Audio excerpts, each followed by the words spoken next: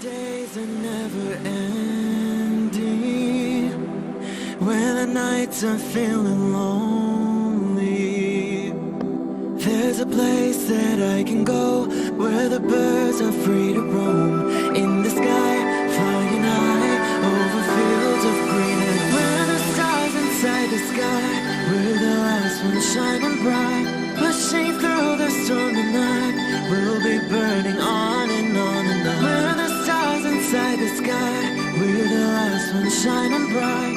Pushing through the stormy night, we'll be burning on and on and on.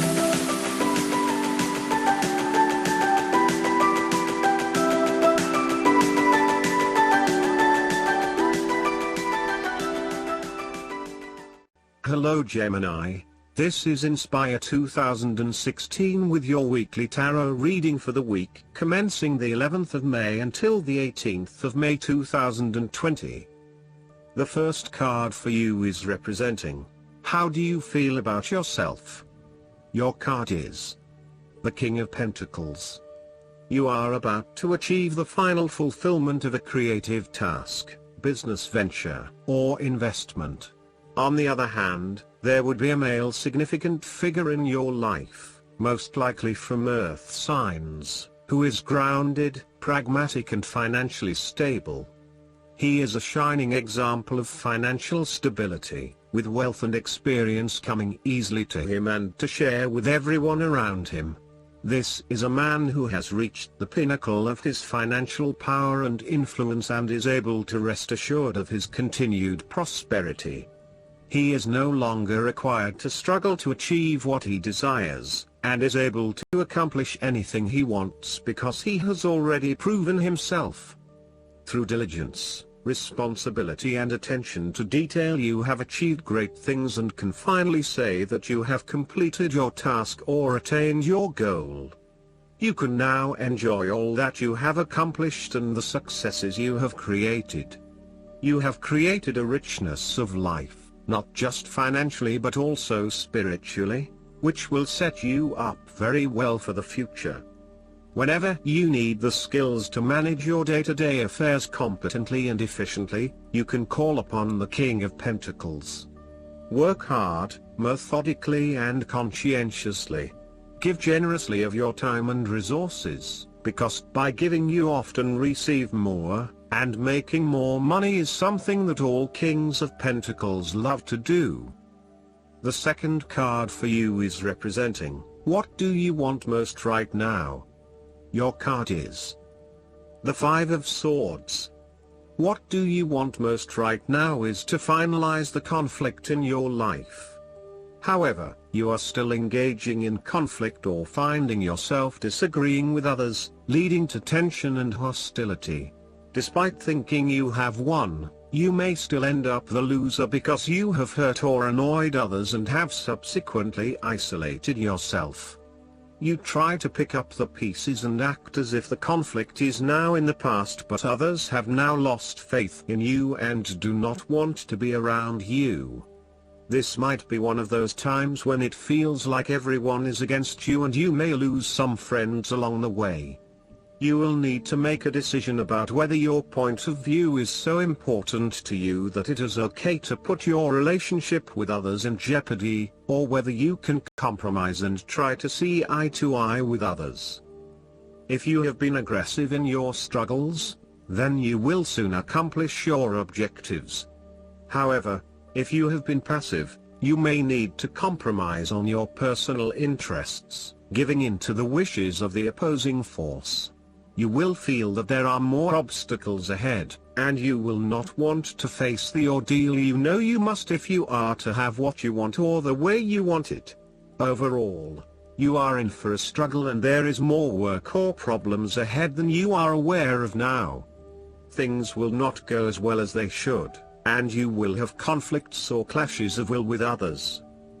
The third card for you is representing your fears. Your card is the Ace of Cups.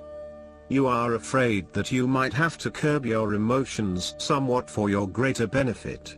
For example, Ending a relationship may spur you on to wanting to cry and cry for days on end, but in order to heal, you really need to push back the tears and fight on in order to retain a balance. Try not to let your emotions get the better of you or take an unhealthy hold of your life. Sometimes it is possible to express ourselves too much, and in doing so, share our vulnerabilities or worse, attack the vulnerabilities of others. Find ways to constructively express what you feel so that you can continue through life with a more balanced perspective. Alternatively, the Ace of Cups could also suggest that you have repressed your feelings too long and it is now the time to release them. You may have bottled up so many emotions that you have become almost void of feeling true emotions and instead feel a general numbness inside. You are withholding your emotions for fear of getting hurt. You know that in order for the relationship to move forward and flow freely, you must eventually trust in your partner, but for the time being, you are holding back. You may also be experiencing a roller coaster ride when it comes to your emotional well-being. There are so many ups and downs in your life that sometimes you do not know if you are coming or going. Life has become emotionally exhausting and now your energy is running out. You need to look after your emotional health. Be conscious about how you are feeling and how this may be impacting your responses and reactions. The fourth card for you is representing what is going for you. Your card is the Two of Cups. You might be feeling lonely and have wanted to get married, proposals and engagements, particularly as this card portrays what looks like a wedding or hand fasting. It is a reflection of commitment between two individuals, to say that they will go through life together, always considerate of each other's needs and wishes.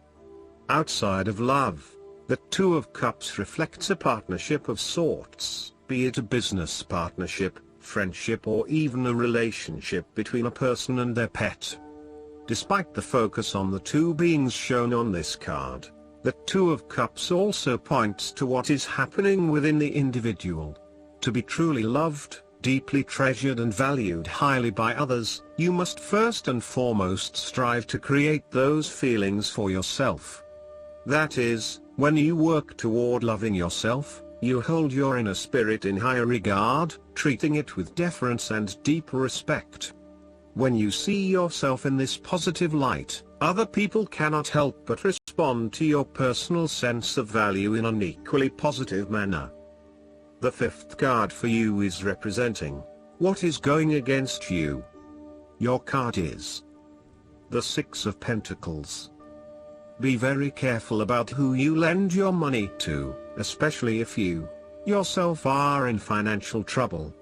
While a generous spirit is a wonderful quality, you need to ensure that you are able to support yourself whilst helping others. You may have a tendency to spend or give away more than you can afford to. Be careful with the amount of debt that you get into. It is possible with the Six of Pentacles that you are getting in over your head and it will soon come back to bite you in excessive interest rates or personal threats if you are unable to pay it back in time. Be wary, too, of get-rich-quick schemes that are more likely to leave you with a hole in your pocket than a pile of cash. The Six of Pentacles sometimes reflects the selfish side of charity. In some cases, people give to others not for the benefit of the other but for the benefit of themselves. Be careful that you are not trying to prove to others that you are generous because you can give to the poor or the needy. Aim to give selflessly rather than selfishly.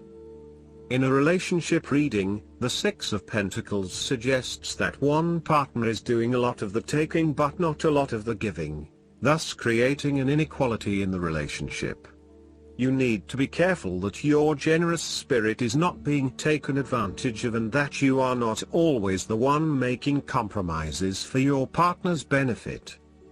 The last card for you is representing the likely outcome that you may have. Your card is the Seven of Pentacles. You do not want to keep putting your heart and soul into something if you are not getting the rewards for it, and no doubt, you have started to see that there are some areas in your life that are just become energy sappers but without the reward. If you have been working extra hard or putting in extra effort into something, it will finally pay off. Your effort will definitely be worth it and you will see the results and rewards for your labor. You may have been working on something quite challenging and important for the last few months, and this is likely to come to a culmination. You are likely to see financial or other tangible rewards for all of your hard work. You might have been laboring away at something important and you may be starting to feel concerned that you will never be rewarded for your efforts. Be patient and appreciate the progress you have made so far. If your hard work has not yet paid off as planned, remember that your expectations may be unreasonable. There are no guarantees. Be grateful, focus on the present and do what you can with what you have. Last but not least, the guidance card for you is the Master Buddha. You are moving beyond the illusions that fear has created so that you can be more focused on your priorities and what is serving you on this path. All suffering eventually comes to an end, and acknowledging how you really feel and what occurred in order for you to feel this way will help you move beyond it. Call on Master Buddha now to help you remember you are part of something that is greater than suffering. The wheel of karma is turning in your favor and all your acts of kindness and goodness will benefit you. Thoughts may arise now that solve issues in your life, home, relationships or work.